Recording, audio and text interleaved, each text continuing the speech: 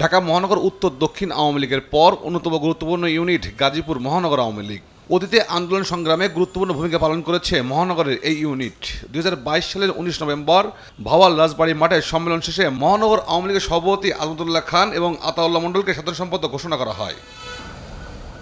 দীর্ঘ 1.5 বছর পর গেল বুধবার ঘোষণা করা হয় পূর্ণাঙ্গ কমিটি। অভিযোগ উঠেছে পূর্ণাঙ্গ কমিটিতে স্থান দেওয়া হয়েছে বিতর্কিত হাইব্রিড হত্যা মামলার আসামিদের। যুগ্ম সম্পাদক দায়িত্ব পাওয়া আব্দুল হোসেন রিপন সরকার, যিনি ছিলেন হত্যা মামলার আসামি। অন্যদিকে সন্ত্রাস চাঁদাবাজি করায় সন্ত্রাসী খেতাব পাওয়া মামুন মণ্ডল পেয়েছেন সাংগঠনিক সম্পাদকের মতো বড় পদ। বিদেশ থেকেও দলীয় পদ বাগিয়ে নিয়েছেন নতুন কমিটির প্রচার সম্পাদক আব্দুল হালিম সরকার। বিভিন্ন মামলার আসামি হয়েও পদ পেয়েছেন দপ্তর সম্পাদক মাহফুজুর রহমান রাসেল। মীর আসাদুজ্জামান তুলা, যার নামে চাঁদাবাজি সহ রয়েছে একাধিক মামলা।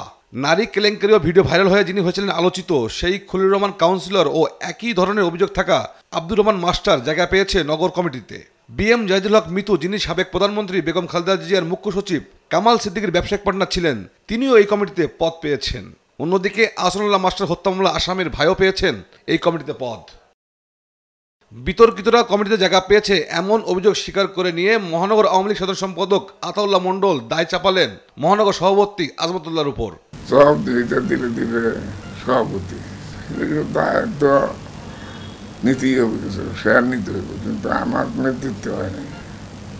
আমি সবচেয়ে সবাই আমার বয়োজ্যেষ্ঠ। আমি যেখানে কাজ করছি এইখানে তো এরকম